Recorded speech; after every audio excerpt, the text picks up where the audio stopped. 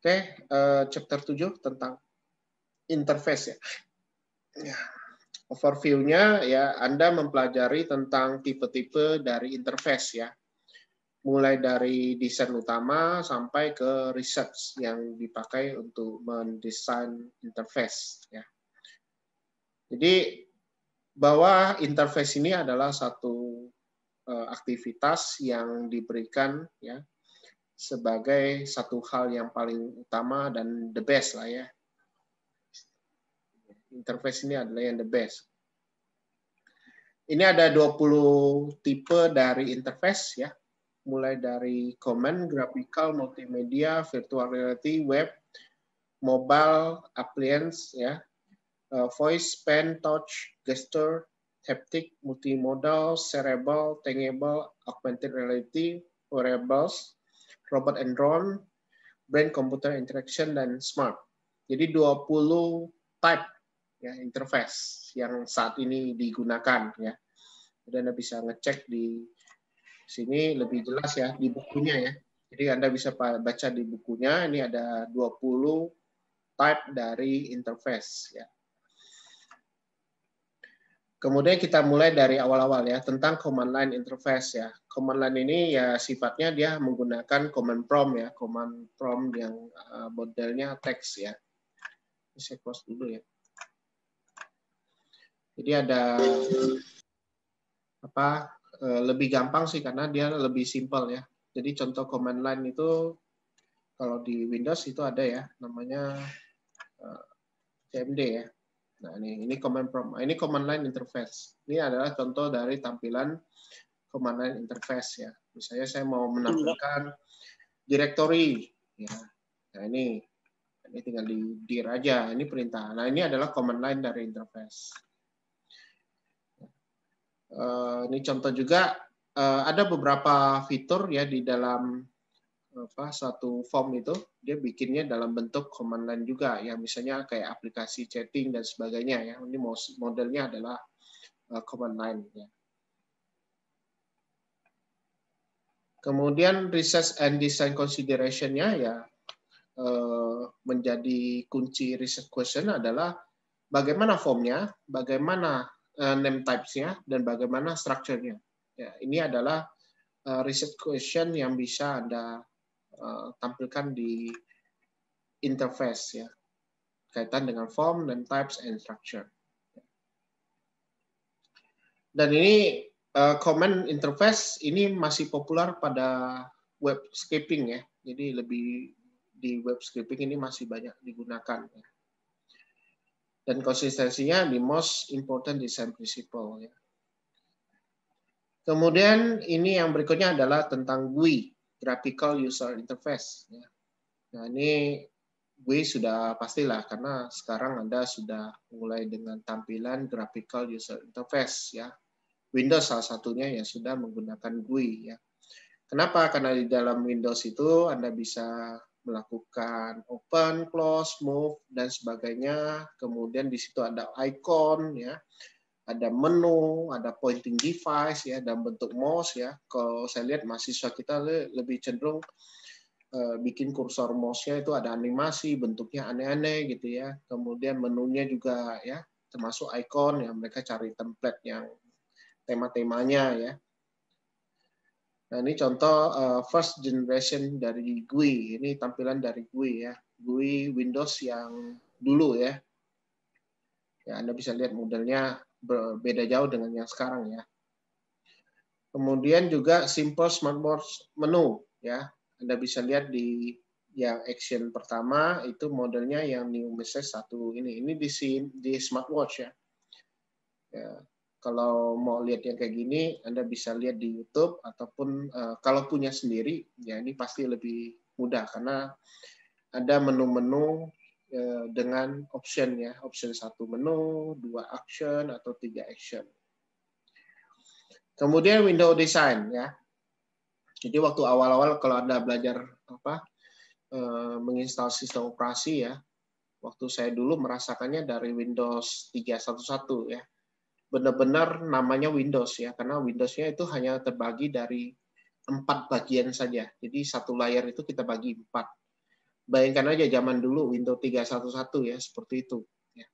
Sekarang kita mungkin, wah lucu ya tampilannya ya. Nah, kalau zaman dulu itu udah canggih sekali ya. Karena awal-awal saya belajar komputer itu masih tampilannya model DOS ya. Karena dulu saya pertama menggunakan sistem operasi Novell ya. Nah, Windows itu ditemukan karena diciptakan ya karena memang kebutuhan lah ya, kebutuhan orang itu lebih enak kalau kerjanya itu bisa langsung tampil ya. Makanya awal-awal konsep itu ada namanya WYSIWYG, what you see is what you get. Makanya di Windows Design itu ya bermainnya di situ. Jadi what you see is what you get. Ada muncul scroll bar juga di Windows ya. Tujuannya apa? Untuk memudahkan kita melihat informasi ya. Kemudian di Windows juga bisa dilakukan multiple window ya, di mana beberapa form itu bisa kita tampilkan berjajar ya. Waktu dulu saya belajar Windows itu belajarlah cascading ya kan. Kemudian minimize, maximize, ya pokoknya Windows itu kita maksimalkan dari minimize, maximize, cascading dan sebagainya. Ada restore ya. Nah, ini semuanya kita lakukan ya di awal-awal untuk mengenal yang namanya Windows ya. Nah, ini karena aplikasi desainnya sekarang ada yang berbasis dengan Windows ya. Jadi di Windows ini ada listing, ada tabbing, ada thumbnail ya. Yang bisa dipakai untuk membantu kita. Nah, ini adalah contoh window design ya, thumbnail off top yang sekarang di beberapa browser itu udah seperti ini modelnya juga ya. Jadi, kalau saya tidak keliru, Opera itu sudah seperti ini juga, atau kalau kita menjalankan sebuah web browser kayak Chrome ataupun Firefox ya, beberapa web yang sering kita kunjung itu nanti akan muncul thumbnailnya. Jadi waktu awal jalankan ya, karena sering kita pakai, maka nanti akan muncul thumbnail dari web yang sering kita gunakan ya. Ini adalah contoh ya, contoh thumbnail ya dalam bentuk window design. Kemudian ini juga model scrolling menu ya, ini scrolling menu yang ada pada pilihan di Jolly Flourish ya. Jadi ini ada satu web untuk ngantar bunga ya, kalau nggak salah ngantar bunga ke seluruh dunia gitu ya. Nah ini tinggal kita pilih negaranya. Dan ada juga pesaingnya ya ini. Ini juga mirip juga dengan yang ini terkait dengan apa nama-nama negara itu dia kelompokkan dalam bentuk ya window juga ya, dibuat dalam window, tapi window-nya itu di first letternya. First letternya tuh misalnya kayak G, berarti G, kelompok negara yang berawalan G. Ini termasuk Indonesia di huruf I ya. Jadi ini semua dikelompokkan berdasarkan letter objeknya ya. Nah, Anda pasti sudah mengetahui adanya beberapa menu style ya. Jadi ada yang model flat list, ada yang drop down ya, ada yang pop up ya. Jadi waktu kayak ini saya klik kanan ini pop up gitu ya. Kemudian ada yang mode kontekstual, ada collapse dan ada yang mode Vega ya. Ini semuanya sudah pernah Anda lakukan. Kemudian ini tentang template for collapsible menu ya. Jadi waktu kita klik section 1 ini nanti akan ditampilkan detailnya ya. Atau diklik di section 2 akan muncul di sini. Ini model collapse menu ya. Ini trennya biasanya di aplikasi mobile ya. Trennya di aplikasi mobile atau di aplikasi yang menggunakan website di mana ada beberapa menu yang memang bentuknya itu adalah yang model collapsible menu. Kemudian yang mega menu, ini semua menunya ditampilkan. Itu namanya mega menu ya. Ini tergantung dari kegunaan ya. Kalau ada yang sukanya menampilkan semua menu, udah namanya istilah itu mega menu ya. Ditampilkan semua. Tapi ada juga yang maunya user itu ngeklik ya, misalnya section 1 klik, nanti ada menu lagi, ya itu silakan ya. Seperti itu. Nah, design consideration-nya ya kita memang manajemen window-nya ya. Jadi memang lebih gampang kalau kita itu apa ya, membuat user itu interest-nya dan punya experience. Nah, jadi kita buat tampilan interface yang seperti itu, tujuannya adalah untuk pengguna itu bisa punya pengalaman atau experience terhadap interface yang sudah kita buat. Ya. Misalnya kayak yang tadi, yang scrolling menu ya. Scrolling menu ini bagi beberapa orang model kayak gitu kurang baik ya. Tapi ada yang menurut beberapa orang ini kayaknya lebih bagus gitu loh. Jadi menunya lebih banyak gitu kan. Tampilannya seperti ini loh, mode scrolling gitu. Atau ada yang lebih suka, saya sukanya yang mode mega menu aja, banyak yang kayak ginian gitu.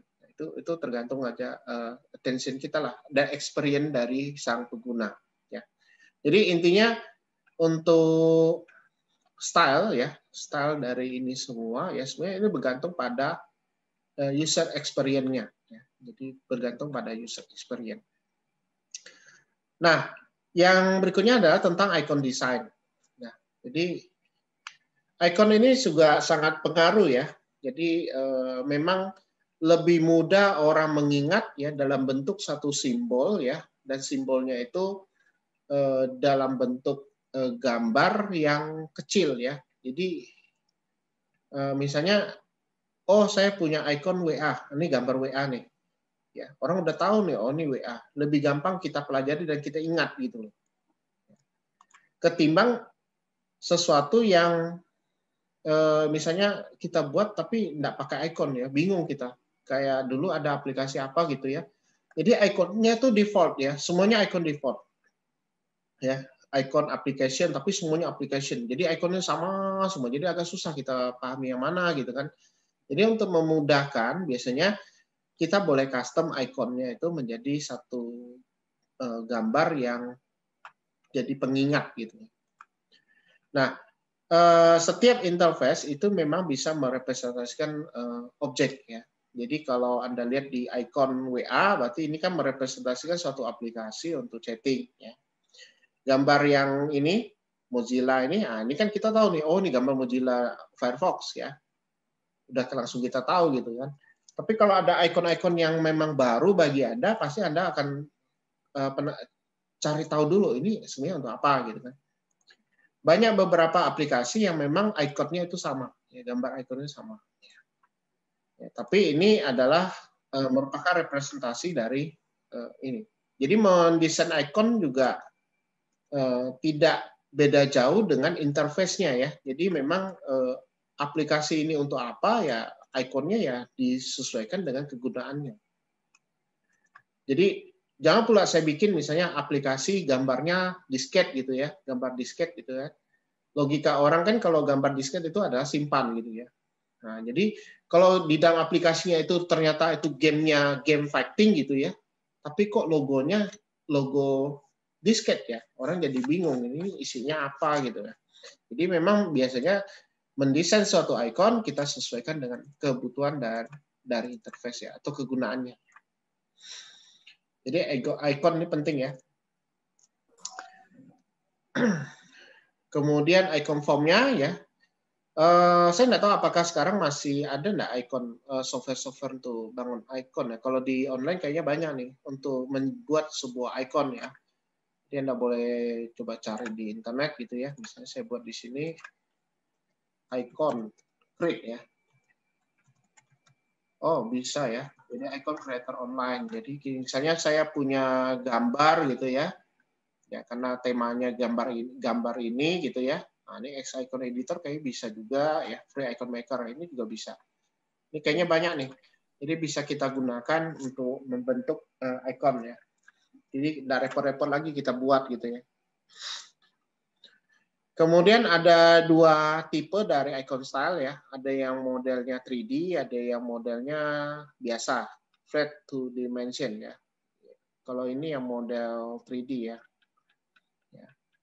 Tapi kalau zaman dulu waktu saya awal-awal masih buat dengan aplikasi Visual Basic 6, wah itu icon 3D memang susah ya, karena dia memang khusus bahwa icon ini tidak menerima warna yang lebih banyak gitu ya.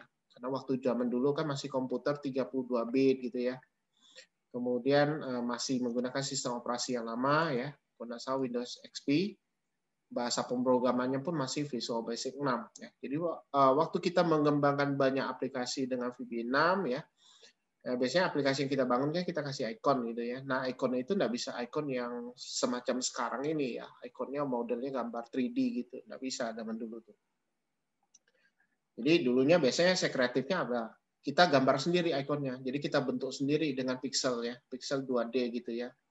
Jadi kita gambar sendiri ya. Atau kita custom ngambil dari apa icon yang sudah ada di Windows, kemudian kita modif ya. Seperti itu.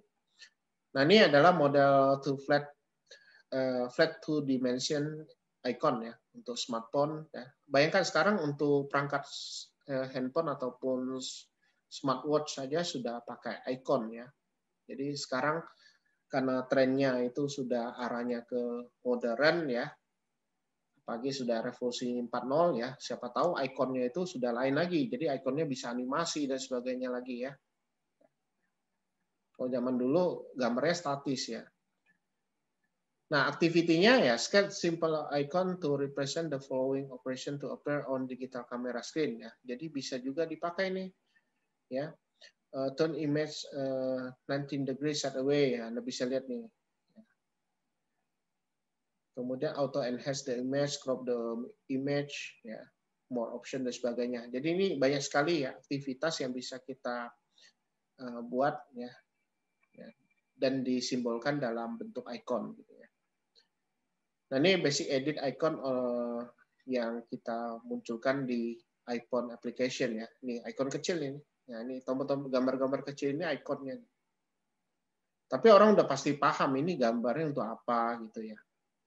Ya, misalnya kalau ada ini berarti ini untuk kecerahan dan sebagainya ya. Ini untuk warna. Ya, ini untuk rotate dan sebagainya. Nah, ini reset and design consideration-nya ya. Icon itu bisa menjadi satu guideline ya. Jadi satu guidelines atau style guide juga bisa ya. Kalau misalnya kita membuat satu apa ya icon yang bisa digunakan lah ya.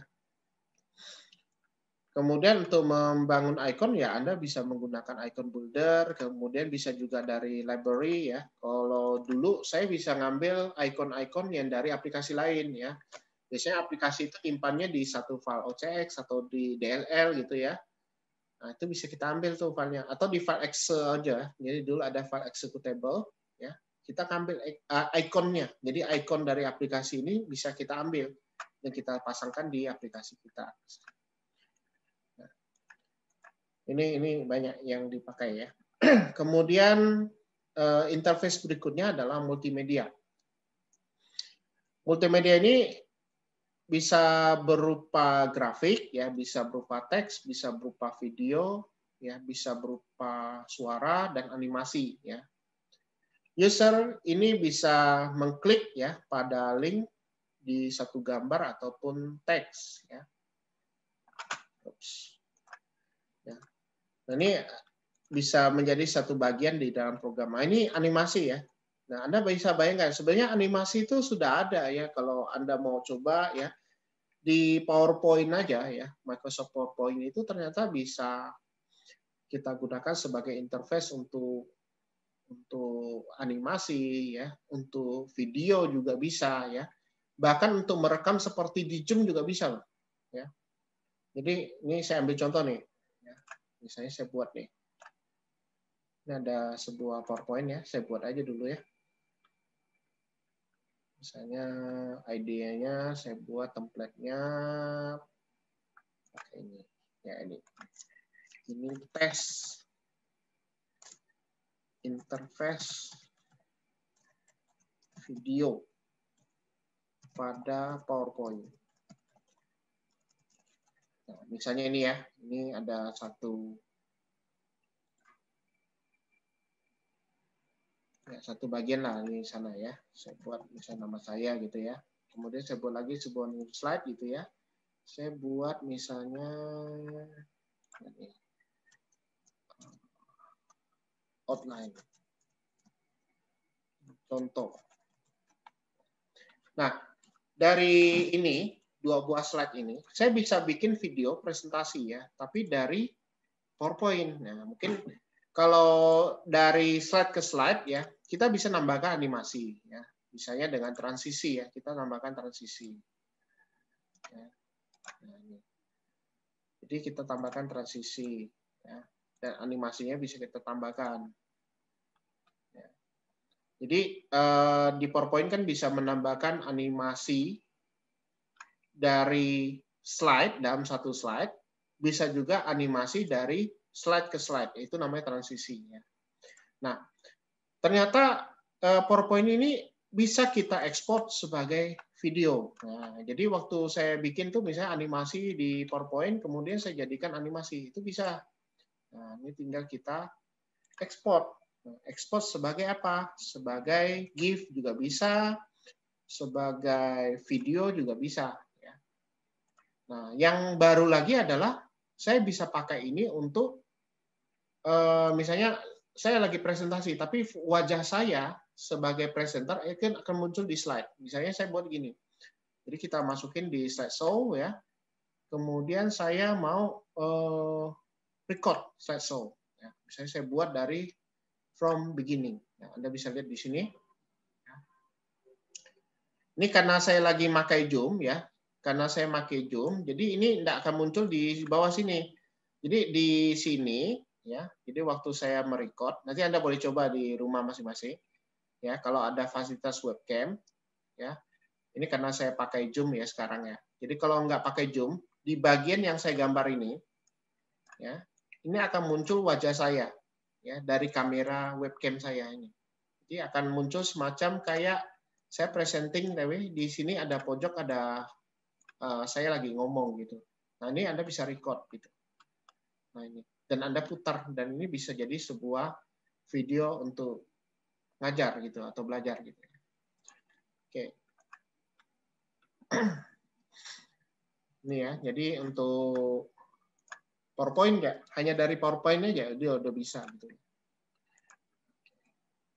Ya, ini kaitannya dengan yang multimedia. Jadi kita bisa menambahkan juga misalnya link untuk menambahkan gambar ataupun teks ya, itu bisa kita lakukan ya di aplikasi. Kebetulan yang PowerPoint aja udah cukup ya untuk multimedia ya. Pro dan kontranya ya sekarang semuanya sudah mudah kita lakukan ya, bisa kita representasikan dengan cepat ya. Dan kalau bisa memang lebih mudah dipelajari, better understanding, ya more engagement and more pleasure.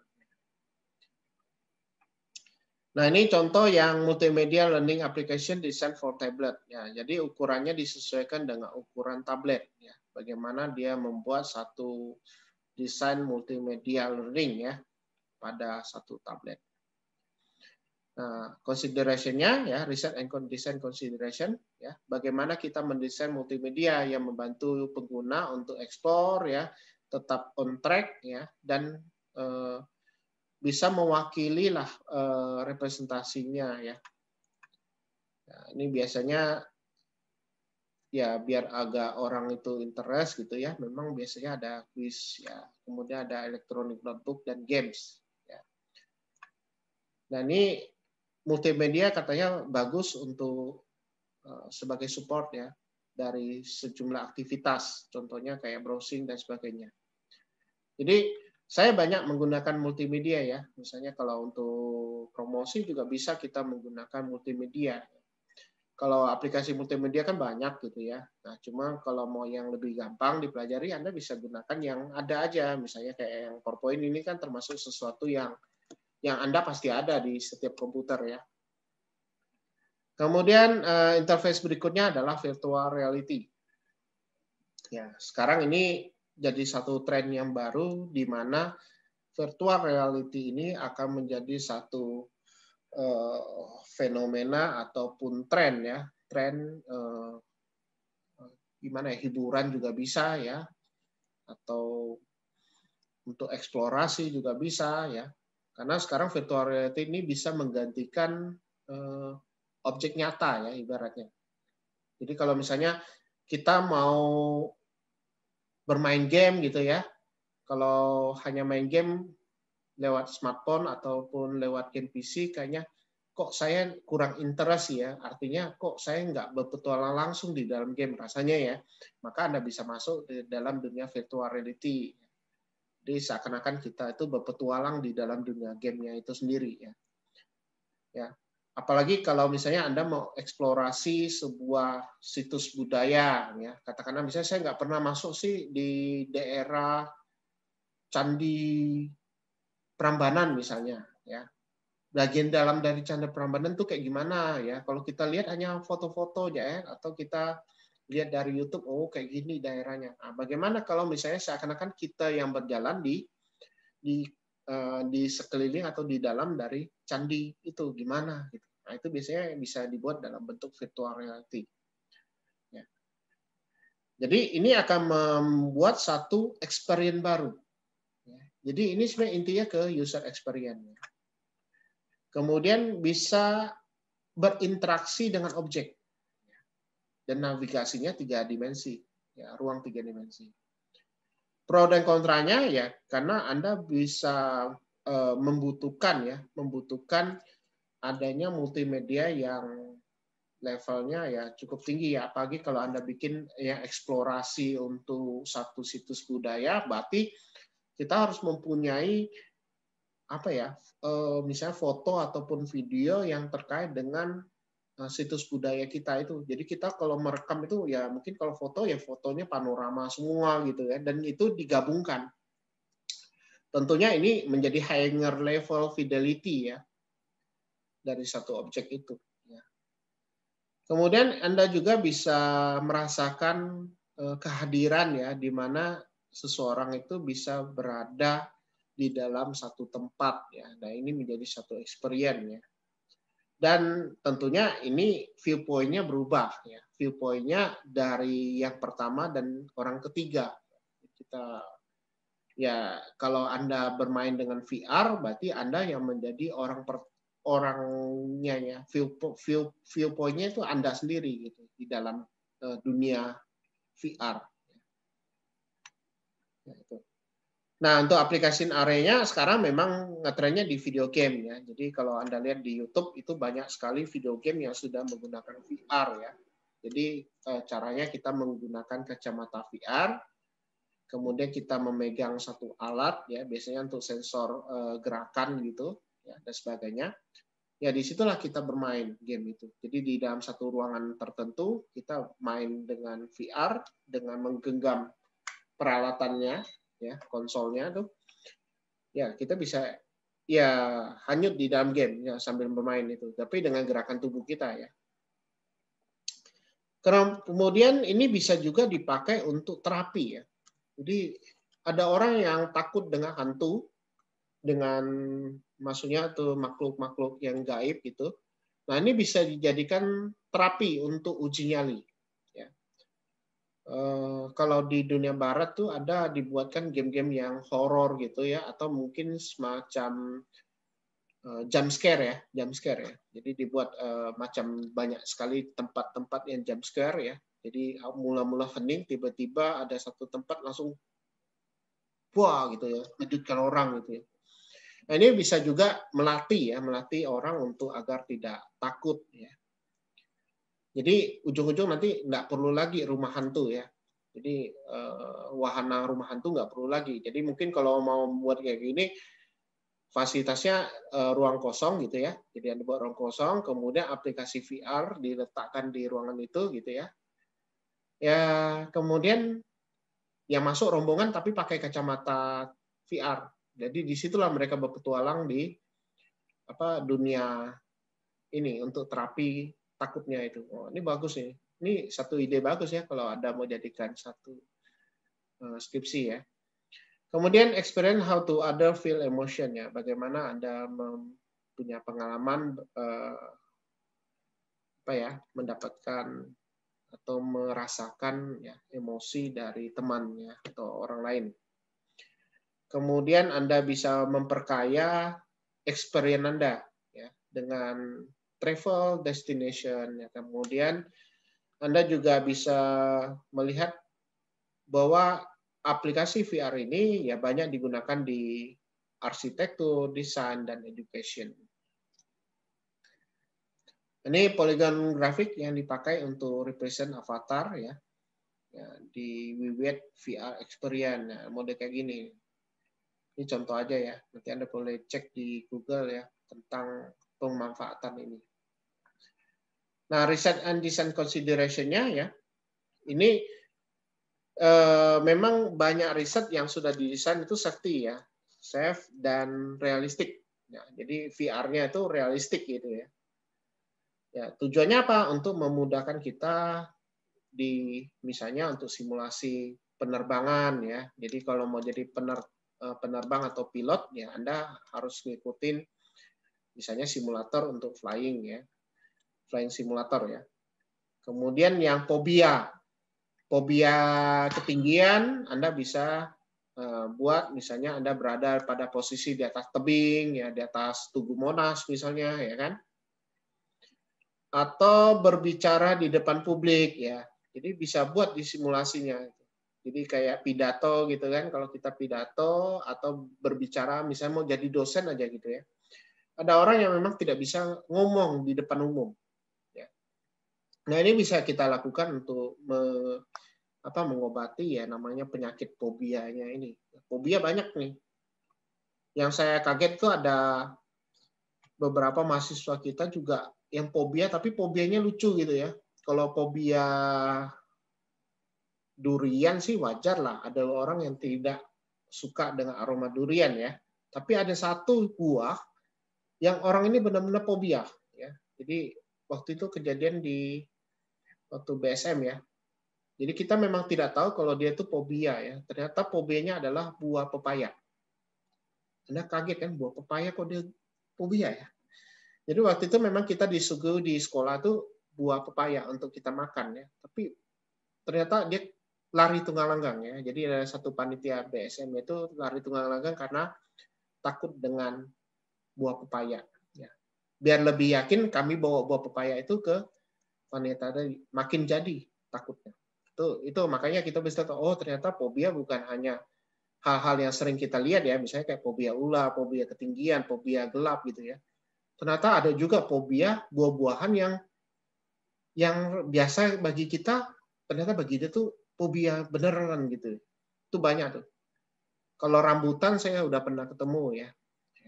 Ada yang fobia rambutan, fobia durian sih wajar lah banyak ya.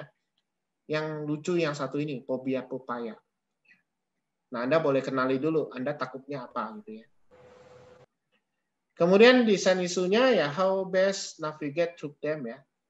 For instance, first versus third person. Ini bagaimana kita melakukan desainnya. Jadi bagaimana kita melakukan interaksi, kontrol, dan pergerakan, bagaimana kita berinteraksi dengan informasi, dan level dari realism. Kemudian, nah ini yang penting nih, yaitu interface di website design. Nah ini paling banyak dan ini akan lebih saya banyak sorot ya. Karena saat ini website sudah berkembang ya, tidak tampilannya seperti yang dulu ya waktu saya zaman masih kuliah ya website tuh tampilannya ala kadarnya gitu ya. Jadi begitu loading kebanyakan itu bukan pakai gambar ya, tapi pakai teks. Sekarang web sudah didominasi dengan text base, kemudian ada hyperlink, ada gambar-gambar ya yang sudah menggunakan style-style yang bagus, yang indah gitu ya. Nah, website ini memang di-concern agar Anda itu bisa membuat desain yang informatif ya, memudahkan user untuk bernavigasi dan bisa mengaksesnya dengan mudah gitu. Jadi jangan pula Anda bikin web itu yang ribet gitu ya. Banyak klik lagi, klik ini, nanti klik ini lagi, nanti klik ini lagi.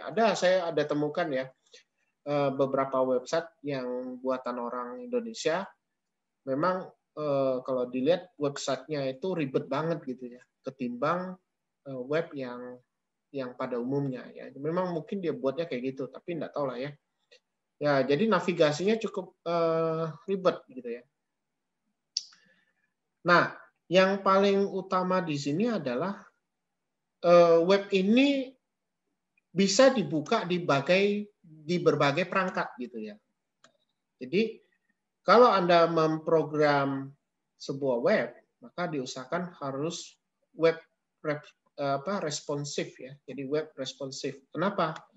Karena sekarang pengguna aplikasi, pengguna web itu biasanya ada yang menggunakan PC, ada yang menggunakan tablet, ada yang menggunakan laptop, ada yang menggunakan smartphone, ya kan? Jadi kalau Anda bikinnya itu statis ya dan tidak bisa dibuka atau tidak bisa tampil dengan rapi di smartphone, maka pasti web itu akan ditinggalkan. Ya, kenapa? Karena tren sekarang untuk web design itu adalah yang web responsive. Ya, sekarang sudah banyak sih code-code yang bisa membuat agar tampilan web Anda itu lebih responsif ya. Apalagi kalau Anda menggunakan framework ya, framework dari website, misalnya kayak framework Codeinator, framework Laravel ya kan. Kemudian framework yang lain-lainnya gitu ya. Itu banyak sekali yang bisa kita gunakan. Nah, usability versus aesthetic ya. Jadi ini kadang-kadang menjadi dilema juga ya. Ada orang yang lebih lebih memprioritaskan kegunaan, ada orang yang lebih memprioritaskan keindahan, ya. Estetiknya, ada unsur seninya. Ya. Jadi memang ini tergantung sih pada experience orang ya. Kalau Anda yang tidak mau ribet ya, tidak terlalu pengen lihat tampilannya bagus gitu ya, dia lebih condong yang pilih yang usability. Ya, tapi kalau misalnya web ini untuk tujuan hal-hal yang misalnya kayak promosi dan sebagainya, ya biasanya kita buat yang estetik. Ya. Nah ini biasanya harus kita lihat dulu dari beberapa literatur ya waktu kita berdesain, kemudian kita lihat juga ini tujuannya apa ya kita bangun web ini. Ya. Jadi kita harus sesuaikan juga dengan target dari kita punya. Nah, ini tentang breadcrumb ya for navigation ya. Di sini ada beberapa label yang dipakai ya. Jadi memudahkan user untuk untuk menavigasi lah ibaratnya ya. Nah, ini bisakah Anda menggunakan model konsep seperti ini gitu ya? Dan ini kayaknya banyak ya di web-web dari luar ya. Kalau orang Indonesia itu nggak tahu apakah suka mode kayak gini. Ya, lebih gampang kita analisis yang punya kita aja. Anda pasti sering kan buka website Streaming Pontianak ya. Nah, dari website Streaming Pontianak ini ya, kalau kita lihat di sini ya. Streaming Pontianak. Nah, ini kan ada beberapa menu ya. Nah, ini ada beberapa menu nih di sini. Nah, ini kan, ini ada beberapa menu nih. Tapi di atas ada menu lagi gitu. Modelnya dalam bentuk label. Kira-kira ini ada unsur estetiknya nggak? Ya, kalau kita lihat di sini ya dari sisi seni, kalau saya melihat dari sisi seni, ya ini kayaknya saya komentar web ya. Ini agak kurang untuk estetik ya. Ya. Dari sisi estetiknya ini agak kurang, tapi dari sisi usability ini benar, ini bagus. Kenapa? Karena kita bisa langsung menuju pada penggunaannya. Ya, ini usability-nya. Ya. Tapi kalau dari sisi estetik ini agak kurang ya. Karena ini kan di atas ini bentuk label, di bawah ini bentuk menu ya. Ya, seharusnya ada satu poin yang bisa kita buat dan kita rapikan dari satu web streaming ini ya. Ya, ini tergantung dari pengembangnya lah. Ya. Ya, itu. Jadi Anda bisa jadi suatu penilai ya, termasuk saya juga sebagai pengakses dari web itu juga bisa menilai. Ya. Nah, apakah ada iklan di web Anda? Ya. In your face web ads. Ya. Ini kadang-kadang selalu muncul ya kayak gini-gini ya. Saya apalagi di Google Chrome ya, kalau Anda buka satu web, misalnya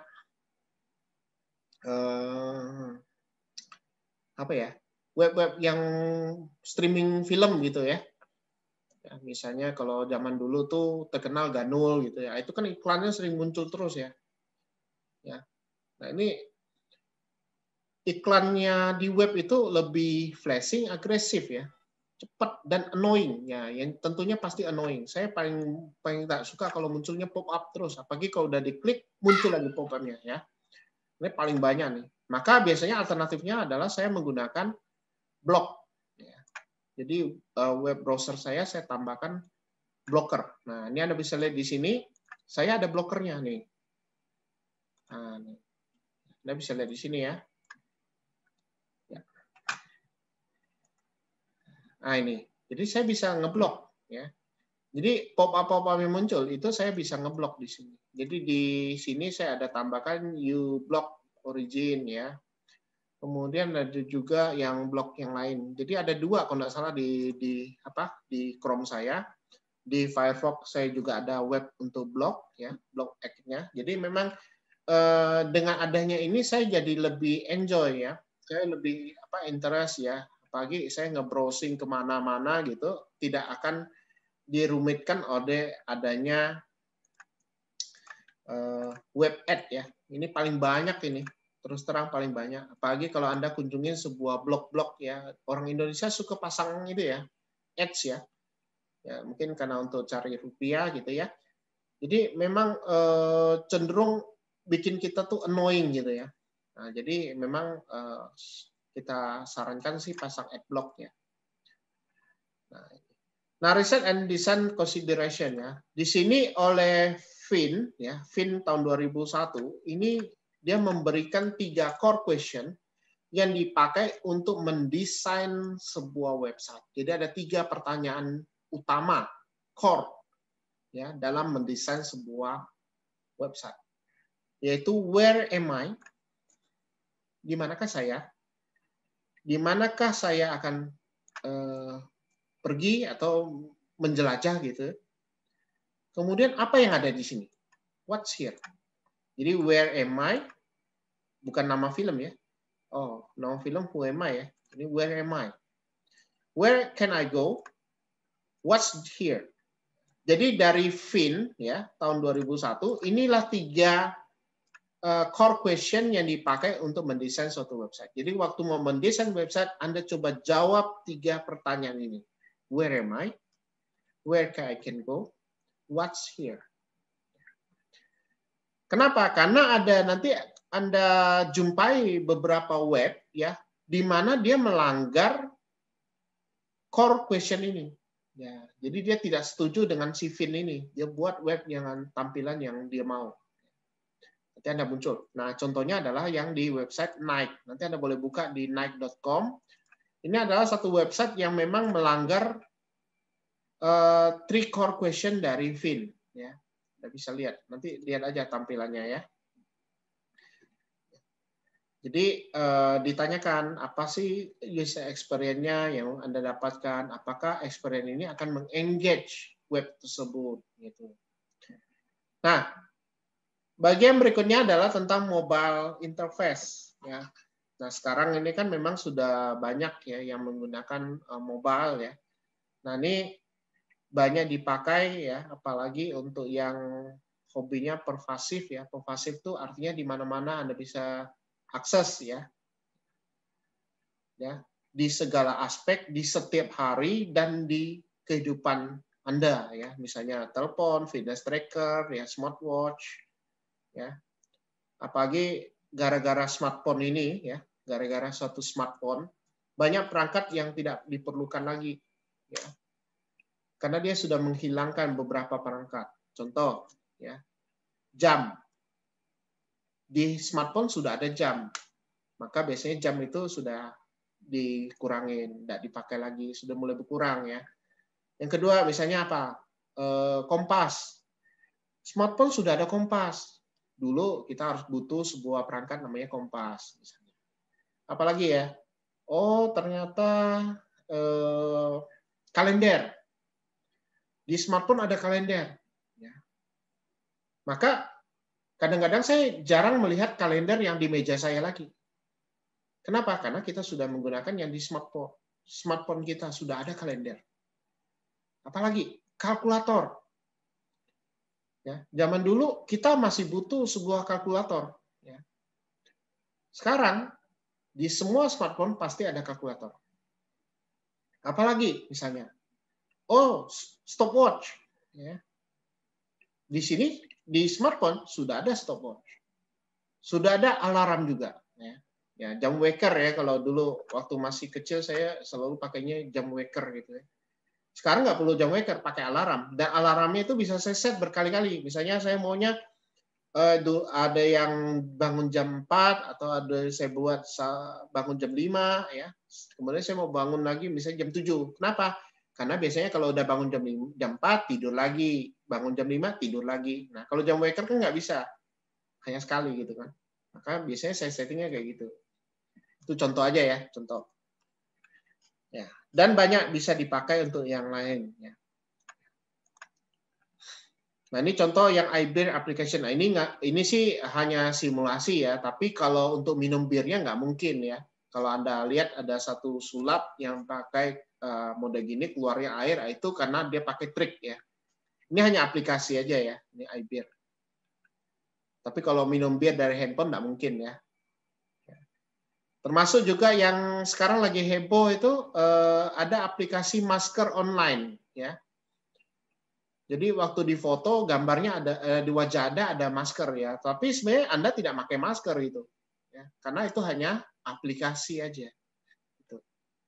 Ya, yang banyak orang pakai itu yang ini, yang dulu waktu masih heboh zaman Nokia itu adalah aplikasi untuk ngusir nyamuk ya. Padahal itu hanya aplikasi. Ya.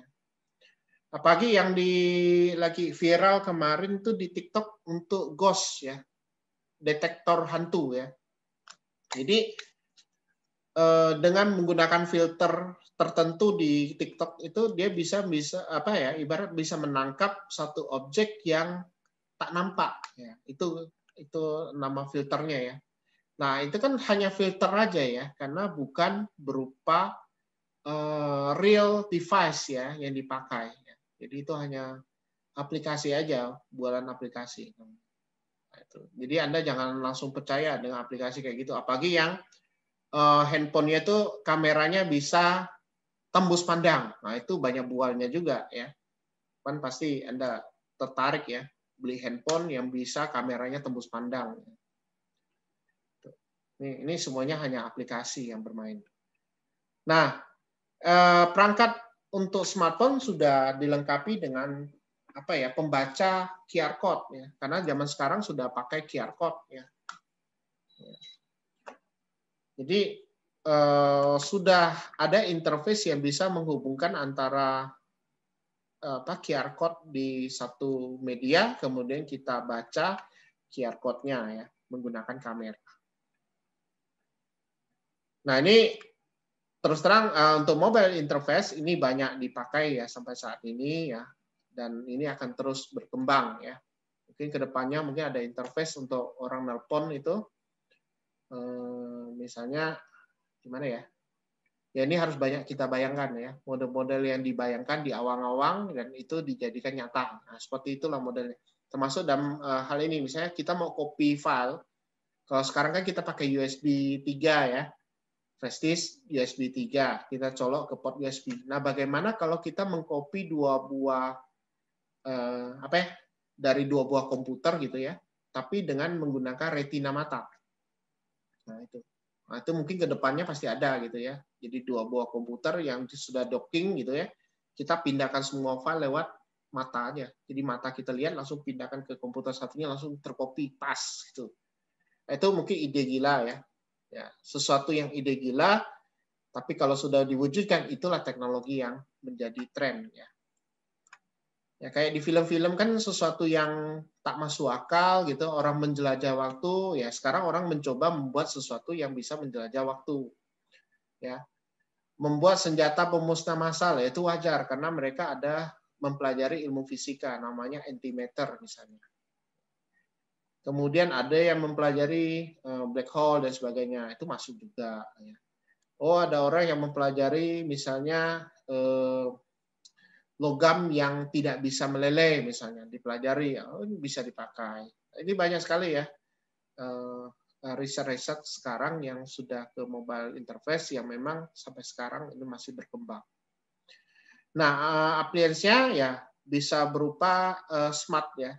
Sebenarnya ini kategorinya ke smart nih.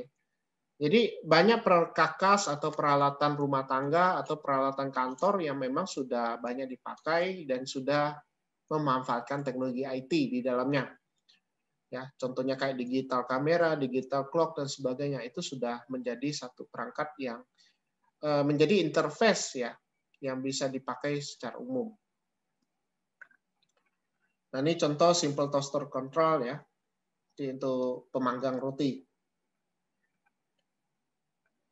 Kemudian voice user interface ya, ini sudah banyak pakai ya. Apalagi saya ada sebuah aplikasi yang saya install di komputer ya. Nama aplikasinya tuh apa ya? Apa namanya? Yang bisa translate ya. Nih translate namanya. Jadi aplikasinya translate. Anda boleh coba nih. Jadi nanti di Play, Google Play ya. Google Play Store. Ini kita buka. Itu ada satu aplikasi namanya Translate.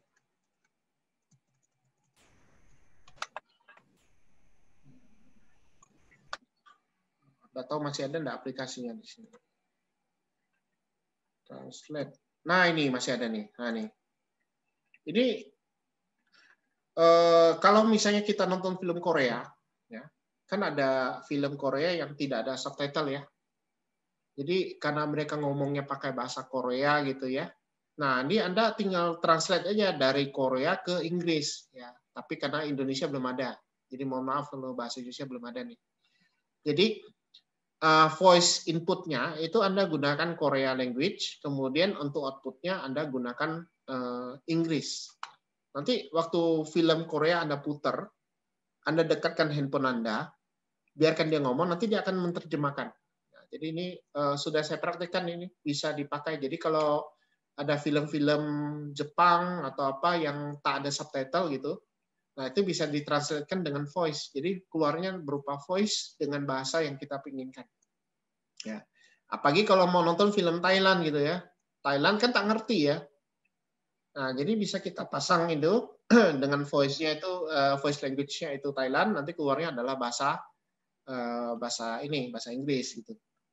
Ini bisa dipakai untuk penerjemah ini. Nah, ini kaitannya dengan voice user interface ya. Silakan dicoba dengan smartphone Anda ya. Dan aplikasinya gratis, cuman language-nya harus di-download ya. Jadi misalnya ini Anda downloadnya ada punya source voice-nya itu bahasa Korea gitu, Anda harus download dulu Korea language-nya ya. Ini yang bikin agak lambat ya, karena harus download dulu ya. Dan ini bisa dipakai nanti kalau misalnya Anda sebagai travel planner, jadi Anda pengen berpergian ke luar negeri gitu ya, nggak tahu bahasanya ya udah pakai ini. Jadi macam translator Anda gitu. Jadi translator pribadi Anda gitu. Nah, ini udah saya buktikan ya. Jadi ada beberapa film yang bahasanya memang tidak ada subtitle, jadi daripada bingung pakai aplikasi ini. Dan ini bagus. Ini kayak recommended gitu ya. Have speech interface come of age. Ini banyak yang dipakai ya di sini. Dan bisa lihat bahwa sekarang sudah banyak yang menggunakan speech interface. Kemudian modeling human conversation. Ya. Jadi biasanya katanya nih di teori tulisan ini, people often interrupt. Ya, jadi sering menginterupsi pada saat satu percakapan ya, yang sedang dilakukan oleh orang gitu ya. Apalagi Anda ordernya pada satu restoran. Ya. Kemudian speech technology has similar feature called bark-in. Ya, ini Anda bisa memilih opsi ya sebelum sistem ini diselesaikan. Ya. Ini bisa ya. Jadi untuk modeling human conversation, terutama di film ya yang tadi ya. Jadi film itu kalau Anda mau interupsi langsung kita translate ya, ini bisa dipakai. Kemudian mengenai struktur dialog dari voice user interface ya. Ini Ya, mungkin Anda bisa lihat di sistem aplikasi yang ada di ini, lebih gampang, simpel. Jadi tampilannya nggak banyak gitu ya. Jadi hanya mode gini lah. Ini kalau dilihat nih. Nah, nih. Nah, nih. Jadi apa yang ngomong nanti ditranslatekan gitu. Jadi gampang. Sudah nggak susah lagi zaman sekarang. Ya. Kalau zaman dulu ada voice assistant ya. Kalau di handphone sekarang sudah ada Google Talk ya, dan kalau di iPhone namanya Siri ya. Ini bisa dipakai nih. Dan di komputer kita juga bisa kita setting agar dia bisa talking ya. Jadi tinggal kita tambahkan aja nanti menggunakan script atau apa gitu, nanti bisa dilihat. Nah, ini nampak nanti gendernya. Jadi masing-masing komputer itu nanti tidak semuanya male ya suaranya ya. Ada yang voice-nya itu berupa female, ada yang berupa male voice actor. Nanti boleh coba aja menggunakan script sedikit untuk speech ya di komputer. Boleh dicoba ya. Kemudian pen-based device ya. Karena biasanya kalau ada yang sudah menggunakan tablet gitu ya atau smartphone ya, kita butuh yang namanya perangkat interface berupa pen ya, atau di smartphone atau di tab itu namanya di iPad itu namanya stylus ya. Itu memudahkan kita untuk drawing ya, untuk drawing. Kalau yang suka hobi melukis, menggambar manga gitu, jadi ada gambar One Piece, digambarlah One Piece gitu ya. Yang hobi-hobi kayak gitu, ini cocok tuh. Ya, namanya pen digital. Nah, ini contohnya. Kalau yang canggih sekarang itu adalah pen dengan CCTV. Kalau saya sukanya barang ini. Nah, ini pulpen CCTV. Nah, ini device yang saya suka nih. Nah, jadi belum beli sih. Nanti kalau ada waktu saya beli ini duitnya. Nah, nih. Jadi pen ini bisa saya pakai untuk merekam segala aktivitas yang saya inginkan dengan merekam. Nah, ini kalau model pen kan orang nggak akan curiga gitu, apa yang kita rekam gitu. Ya, ini tinggal pasang memory card, udah jadilah semacam perangkat. Ini pen ya, tapi bukan untuk kaitannya dengan ini ya, beda ya. Oh, ini kaitannya dengan stylus ya, dan sebagainya. Kemudian touchscreen. Nah, sekarang sudah banyak yang sifatnya layar itu touchscreen ya. Di smartphone sudah ada. Kemudian ada trackpad ya. Ada juga ya drawing pad ya, itu sudah ada manfaatnya. Menggunakan apa? Ini sebenarnya ada sensornya. Sensornya namanya di proximity sensor ya. Jadi touchscreen itu sebenarnya adalah proximity sensor ya. Jadi kalau di dunia robotika ini nanti dikenalkan namanya perangkat sensor yang menerima sentuhan ya, sentuhan. Ini ya, sebenarnya ini namanya proximity ya, lebih gampangnya. Nah, ini multi touch surface ya. Ini sudah bisa mendapatkan beberapa touch ya. Kalau di smartphone itu bisa 2 ya, 2 atau 3 ya. Jadi kalau Anda mau besarkan layar, kecilkan layar, itu tinggal telunjuk sama jempol kita lebarkan gitu ya. Ini. Kemudian gestur ya. Gestur juga bisa dipakai ya interface-nya ya.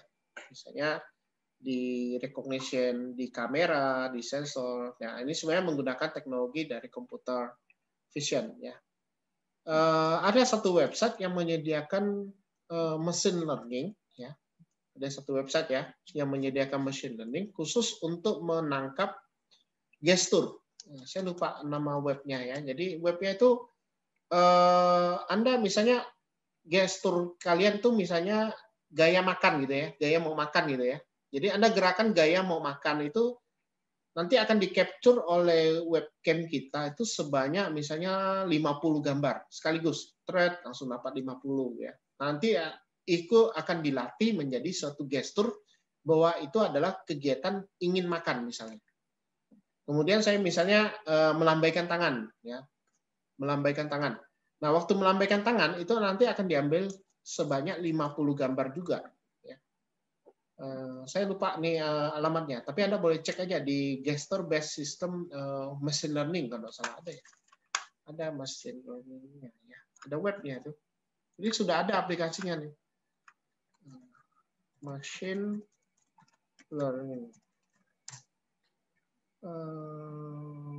Ini sih papernya ya. Saya mau lihat webnya. Kayaknya ini. Saya cek dulu. Oh, bukan. Dia webnya itu simple. Jadi langsung masuk itu langsung ke tampilannya. Gesture machine learning. Ya, coba. Gesture detection using machine learning. Ini paper juga. Ini paper.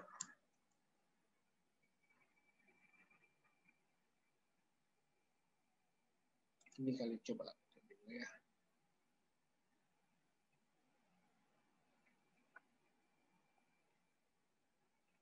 Bukan, ini paper. Ada webnya, saya lupa. Mungkin Anda boleh cek nanti di kata kuncinya sih ambil gesture detection using machine learning ya. Jadi dia bisa mendeteksi gestur kita. Saya lupa nama website-nya. Jadi dia intinya dia ada tracking. Detection tracking. Tambahkan trackingnya lagi.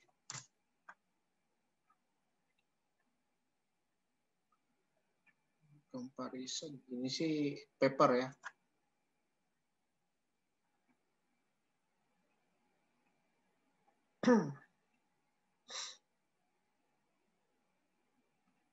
Jadi boleh coba cek ya. Saya lupa yang mana webnya.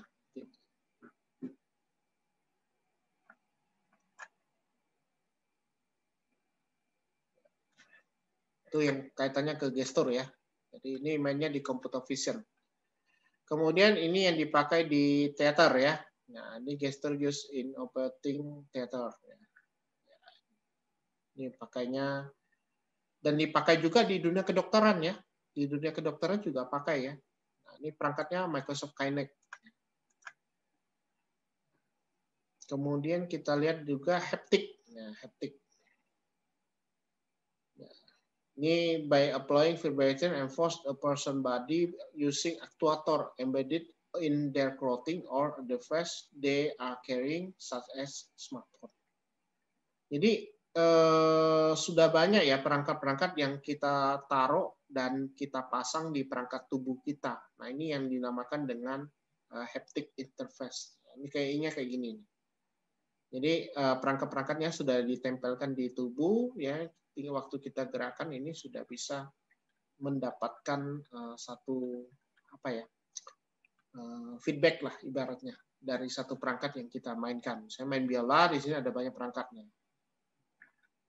Ini namanya yang di haptic interface. Nah, misalnya kita mau dapatkan kalau dulu tuh ada istilahnya tuh alat-alat kebugaran pun ada kalau nggak salah ya. Waktu kita untuk fitness atau mau jalan gitu ya, perangkat itu kita taruh di atau kita genggam. Ya. Waktu kita genggam dan kita melakukan aktivitas olahraga, nanti akan terbaca denyut jantung dan tensinya. Macam apa gitu ya. Jadi biasanya ada itunya, ada informasi dari pada saat kita melakukan olahraga. Suhu tubuh juga akan meningkat. Gitu. Itu termasuk juga yang haptic ya. Kemudian multimodal interface, ya ini bagaimana kita memperkaya user experience kita dengan interface yang multimodal. Misalnya touch, sight, sound, and speed ya dari berbagai macam ya, dari sentuh, melihat, suara, berbicara dan sebagainya itu termasuk. Nah ini semuanya sudah bermain di perangkat komputer yang terintegrasi dengan artificial intelligence ya. Jadi sudah ada sensor ya. Jadi berbagai macam sensor yang sudah kita pasangkan di perangkat-perangkat yang bisa kita wearing ya. Jadi bisa kita pakai, bisa juga kita taruh kepada satu objek. Nah, ini contoh tracking a person movement ya. Bagaimana kita melihat atau men-tracking gerakan dari seorang manusia ya. Ini Microsoft Kinect ini. Nah, ini kalau nggak salah udah dipakai juga di game ya, game yang apa? Biasa di Fun Station tuh ada game yang untuk dancing itu ya. Tapi yang kita tekan kan sebenarnya tombol ya. Tapi kebetulan misalnya dia nggak pakai tombol, tapi dia lihat dari gerakan kita menari, gerakan menari itu juga bisa masuk kategori yang ini. Kemudian cerebral interface ya, bagaimana Anda mendesain satu perangkat yang bisa sharing ya, bisa menyediakan input ya, dan bisa juga dipakai untuk kolaborasi dengan grup yang lain ya. Ini contoh sederhananya itu adalah penggunaan layar yang lebar ya, layar yang lebar di mana banyak orang yang bisa melakukan pen ataupun gestur ya dan sebagainya. Nah, ini contohnya Smartboard and Interactive Tabletop Interface. Nah, ini yang sudah banyak orang pakai yang tabletop ya. Kalau ini kan mungkin satu orang yang main ya, tapi kalau ini sudah bisa banyak orang yang main. Ya. Ini adalah yang model Smartboard Tabletop Interface. Benefitnya ya memudahkan kita melakukan interaksi ya. Dan bisa dipakai dengan user yang banyak ya, multiple user. Nah, ini interface yang saat ini ya, kekinian ya. Yang kekinian. Kalau zaman dulu belum ada ini. Waktu main karambol aja nggak bisa nih. Kalau ini bisa main karambol nih. Tapi karambolnya ya mode gini, mode digital. Kemudian tangible interface ya, bagaimana interaksi dari sensor ya terhadap objek fisik. Ya, ini banyak sekali yang kita dapatkan ya dari ini. Contoh ya, flow box ya, kemudian ada orb, ada magic cube.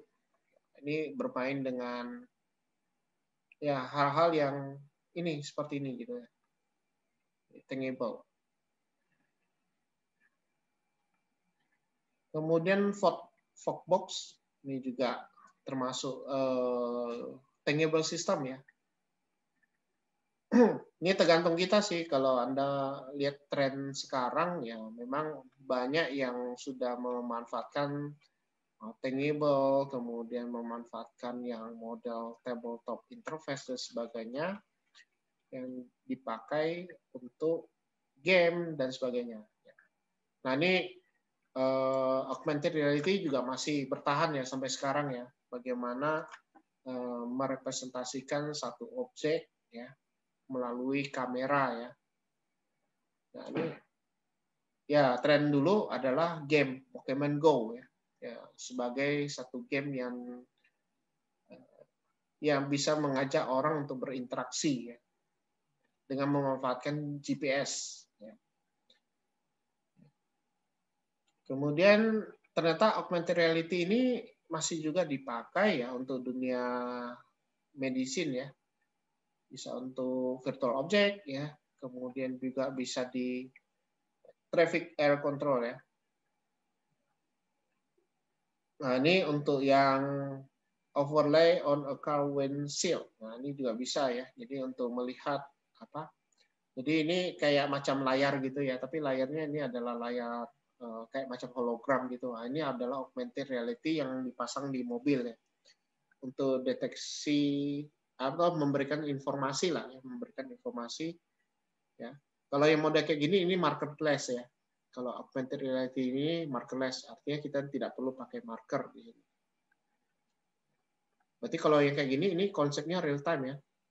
Cuma untuk bangun ini yang agak butuh waktu lama ya, karena kita harus membutuhkan data yang secara real time yang ditarik dan ditampilkan di sini. AR tentu masih menggunakan kamera ya. Jadi memang menggunakan kamera dan ini banyak dipakai di aplikasi semacam Snapchat ya. Saya lihat Anda masih banyak yang pakai Snapchat ya. TikTok lah termasuk ya. TikTok juga termasuk ya karena ada beberapa filter yang menggunakan augmented reality. Dan sampai saat ini ya tujuannya adalah untuk having fun aja ya. kemudian bisa mengendorse sesuatu, ya, mengendorse suatu produk dengan AR ini. Kemudian apa ini? Virtual look of two character from the Opera Act 10. Ya, ini mencoba virtual look ya. Jadi biar kelihatan ganteng atau kelihatan cantik ya, Anda bisa menggunakan filter-filter yang ada pada aplikasi ya. Makanya kalau ada di TikTok tuh kelihatan cantik itu wajar ya, karena difilter dulu kan, belum lihat yang benarnya gitu. Nah ini masih sampai sekarang ya, apalagi orang Indonesia apa yang suka yang menggunakan TikTok ataupun Snapchat ya. Kemudian sesuatu yang bisa kita wearables ya. Tadi sudah ada sih di awal-awal ya. Misalnya di perangkat jewelry, head mount caps ya, smart fabric, glass, shoes, jacket. Nah, yang paling sering saya lihat itu kalau di film tuh yang glasses ya, glass. Ya, kacamatanya itu sudah apa ya, sudah dilengkapi dengan perangkat yang lain ya, termasuk shoes ya, jaket ya, kemudian apa lagi ya kayak pulpen tadi juga bisa wearing device ya, jam tangan juga ya. Ya, ini Google Glass ya, yang sudah dipopuler tahun 2014, di mana sudah ada dipasangin perangkat GPS ya, jadi untuk monitoring. Nah, consideration-nya kalau untuk yang model wearable ya, itu harus comfort, hygienic, easy to wear, dan usability ya. Kemudian interface berikutnya adalah robot. Ini, robot ini sebenarnya Anda harus bedakan ya, ada dua kategori. Satu adalah robot mainan, yang satunya adalah robot yang benar-benar robot gitu. Jadi kalau Anda pergi ke pasar, ke toko-toko mainan gitu ya, ada mainan yang bergerak, habis itu muter gitu ya, gerak sedikit, habis itu muter. Nah, itu robotnya robot mainan gitu. Jadi tujuannya hanya untuk sebagai mainan. Ya. Beda dengan robot yang memang kita pakai untuk tujuan khusus. Ya. Jadi robot ini sebenarnya banyak gunanya ya. Pertama, robot memang dibuat untuk yang tujuannya berada pada lingkungan yang berbahaya atau hazardous.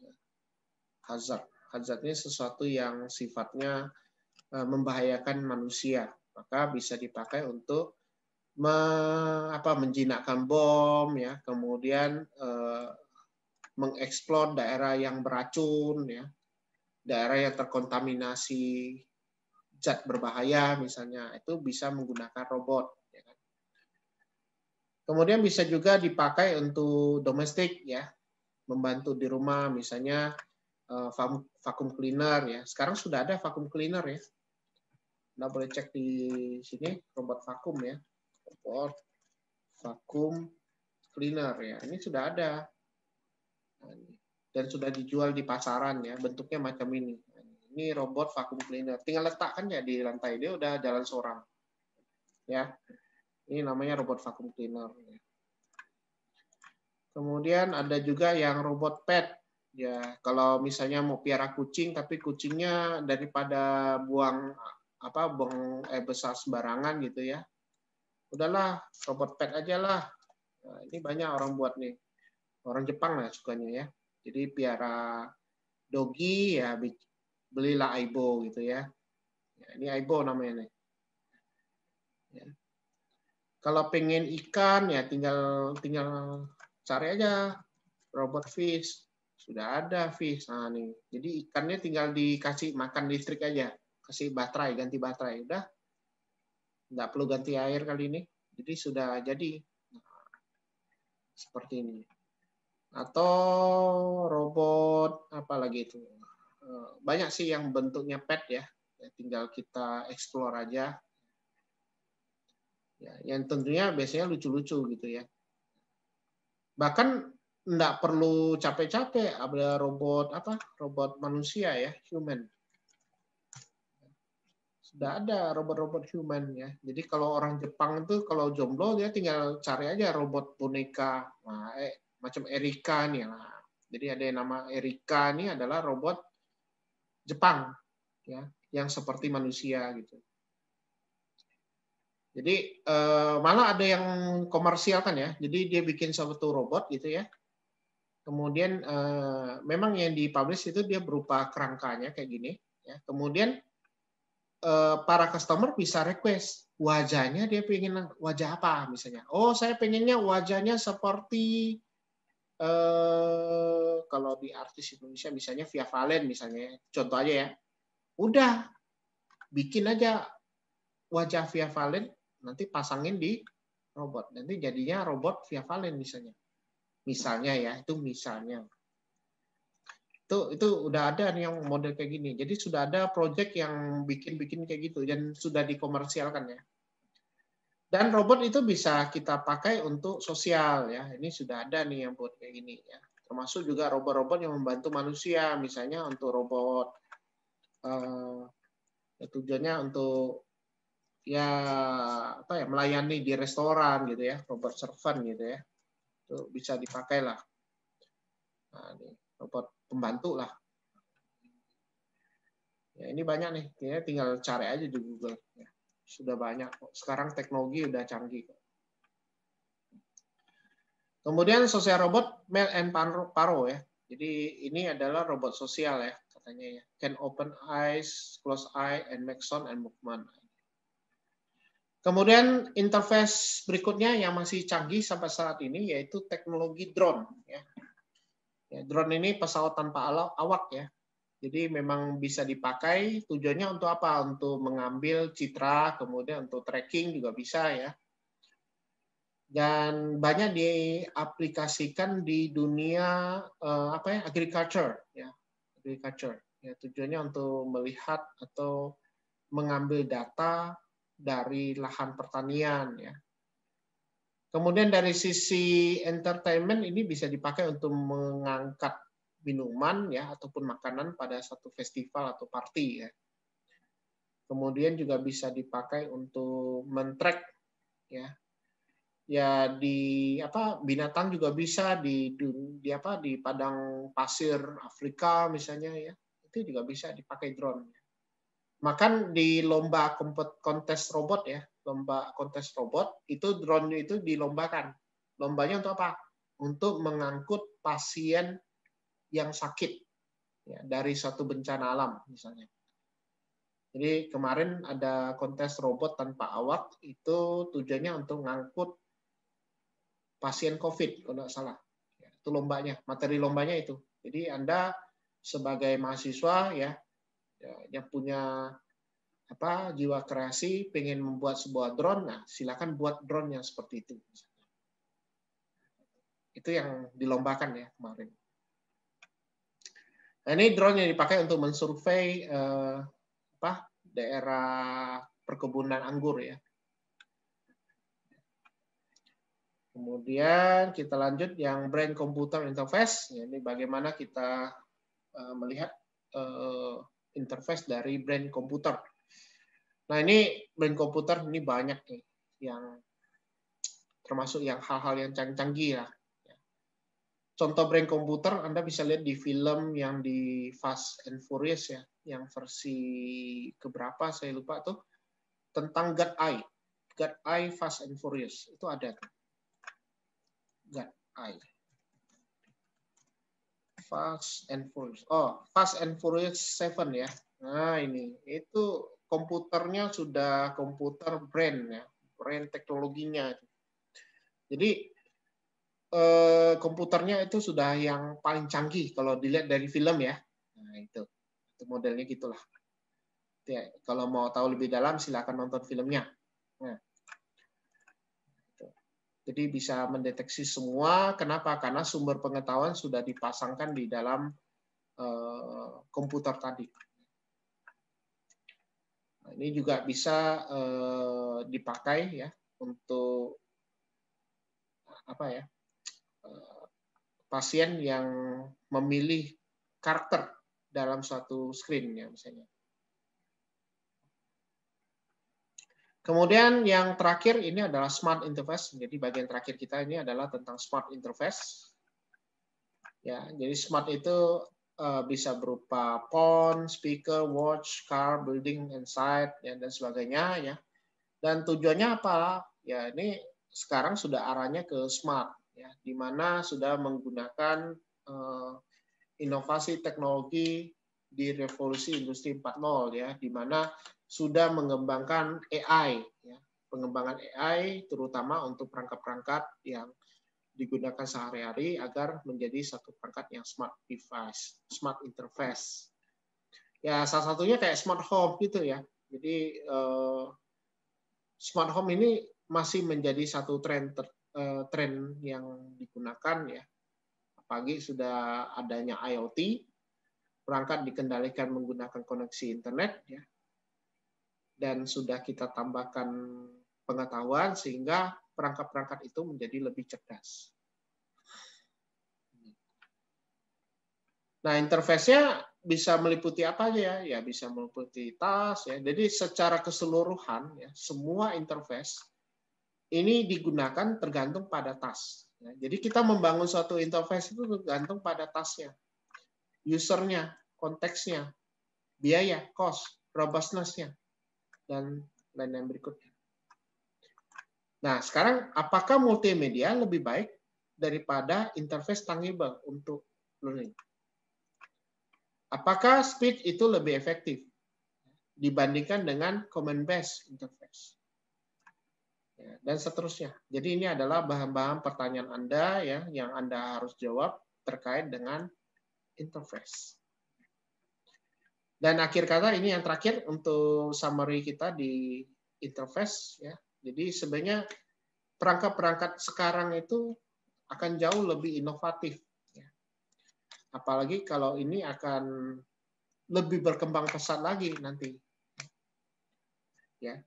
Zaman saya dulu waktu Nokia kameranya megapikselnya kecil. Kamera cuma 1. Waktu beli HP Samsung ya yang masih versi lama itu HP-nya dengan megapiksel yang agak tinggi ya. Megapikselnya agak tinggi daripada Nokia, kamera 1. Kemudian beli iPhone 4S, kameranya makin bagus ya, kameranya cuma 1. Ya. Kemudian berkembang lagi, kamera jadi 2 ya. 2 kamera di depan belakang ya, maksudnya kamera depan dan kamera belakang di satu perangkat. Kemudian berkembang lagi, kamera belakang jadi 2, kamera depan 1. Ya. Berkembang lagi sampai sekarang kamera belakang 4, kamera depan 2. Bayangkan berapa kamera ada tuh. Mungkin tahun depan bisa jadi 10 sensor di 10 belakang, depan 5 misalnya. Bisa jadi. Kalau kemudian gimana? Nah, inilah menjadi perkembangan dari interface yang mengikuti perkembangan dunia IT. Jadi IT itu cepat ya. Jadi IT begitu cepat, maka interface juga harus menyesuaikan seperti yang di IT kita.